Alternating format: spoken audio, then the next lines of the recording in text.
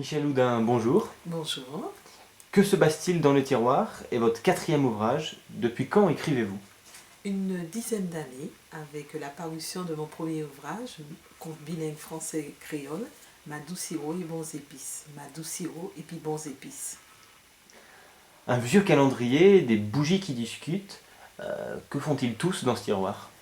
Eh bien, c'est un tiroir, un beau tiroir en bois de mahogany qui grince et qui s'ouvre pour livrer ses secrets. Et ce sont des secrets autour des fêtes traditionnelles. Vous êtes originaire de la Martinique. Les fêtes aux Antilles sont-elles différentes de celles de la métropole? Donc, nous retrouvons les principales fêtes de la métropole en Martinique, mais nous les fêtons différemment. Par exemple, à Noël, chez nous, la tradition de Noël veut que nous commencions à chanter les cantiques de Noël après la Toussaint. Donc, on se réunit le soir en famille ou entre amis avec les tibois, les chachas, les instruments de musique traditionnelle. Voilà, donc les fêtes fêtées de façon différente. À Pâques, par exemple, chez nous, il y a la tradition des crabes préparés par les bonnes cuisinières, donc avec le matoutou, etc. Donc des ressemblances, mais également des différences.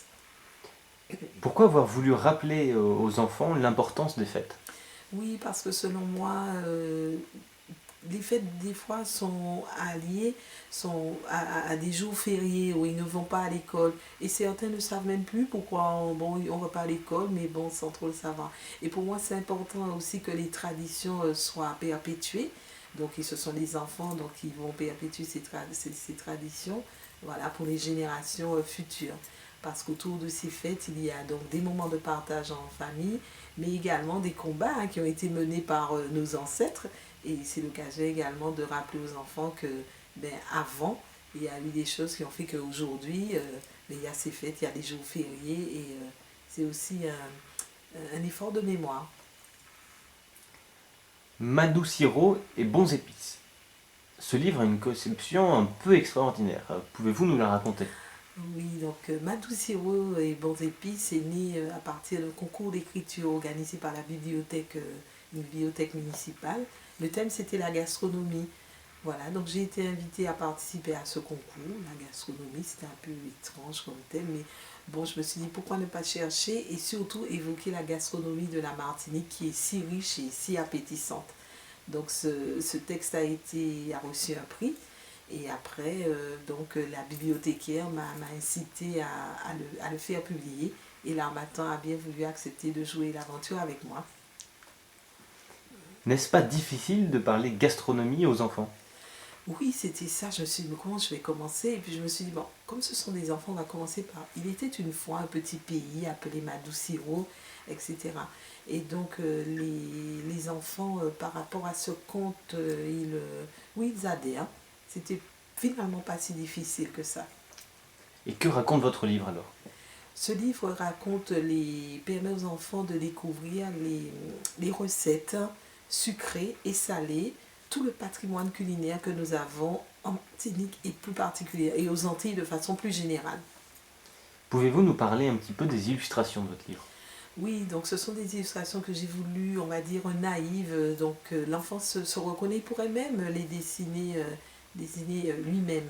Donc Sylvia Gadzéfier, l'illustratrice, a bien voulu donc donner des couleurs à ce texte. Et ce sont des illustrations qui plaisent beaucoup aux enfants par leur naïveté, leur simplicité et leur couleur. Pourquoi l'histoire d'un hibiscus rouge? Hibiscus rouge et le jardin fleuri. Je regardais un ouvrage un jour sur le jardin tropical et je suis tombée sur cette page qui parlait des hibiscus. Et l'hibiscus qui était présenté était tellement beau. La petite phrase disait Hibiscus est le roi du jardin fleuri et ça m'a inspiré un texte. Les enfants ont-ils besoin d'être sensibilisés à la flore et à la protection de la nature en particulier? Ah oui, pour moi c'est important. Quelquefois ce sont même les enfants qui alertent les parents. Effectivement, les enfants déjà ont besoin de s'approprier les espèces florales que nous avons parce que certains ne les connaissent pas. Voilà, donc s'approprier les différentes espèces florales parce que tout de même la Martinique, Madinina, c'est quand même l'île aux fleurs. Donc ne pas oublier donc cet aspect des choses. avec un clin d'œil à la protection de l'environnement. Donc le jardinier qui est évoqué dans cet ouvrage n'est pas un prédateur pour les espèces. Au contraire, même si au début Hibiscus a peur de ce jardinier, et bien finalement il se rend compte que le jardinier est là pour entretenir le jardin. À quelle tranche d'âge ce livre s'adresse-t-il? Entre 3 ans et 10 ans environ, mais comme il n'y a pas d'âge pour lire les contes, donc on va dire entre 3 et 77 ans. Que se passe-t-il dans ce beau ciel étoilé des Antilles? Eh bien, dans ce beau ciel étoilé, on recherche la petite étoile. Où es-tu, petite étoile? Donc c'est le titre de ce 3e ouvrage, qui côté ouillé est tes étoiles, qui un jour tombe parce qu'elle est tellement turbulente, cette petite étoile, qu'elle tombe et elle arrive en Martinique où elle découvre le monde de la nuit, avec les bêtes et les bruits de la nuit de chez nous. Que découvre-t-elle alors en plus de cet univers de la nuit? Eh bien, elle découvre également la musique, parce que c'est un monde la nuit, c'est un monde finalement assez bruyant, avec des bruits d'animaux et de craquements de feuilles, de brindilles, etc. Et elle découvre également la musique. Donc c'était pour moi l'occasion de faire un rappel aux enfants, qu'en Martinique et aux Antilles, nous avons une musique bien à nous, qu'il nous faut également sauvegarder. Donc c'est en même temps un mélange entre cette découverte de la nuit de chez nous et les musiques traditionnelles de chez nous. Qu'avez-vous voulu dire aux enfants?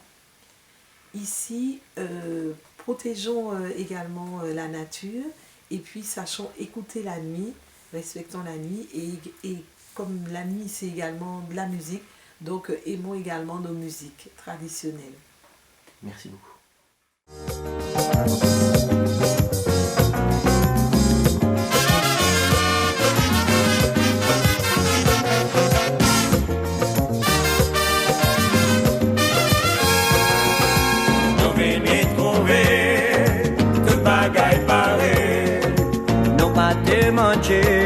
Non pas de besoin ailleurs.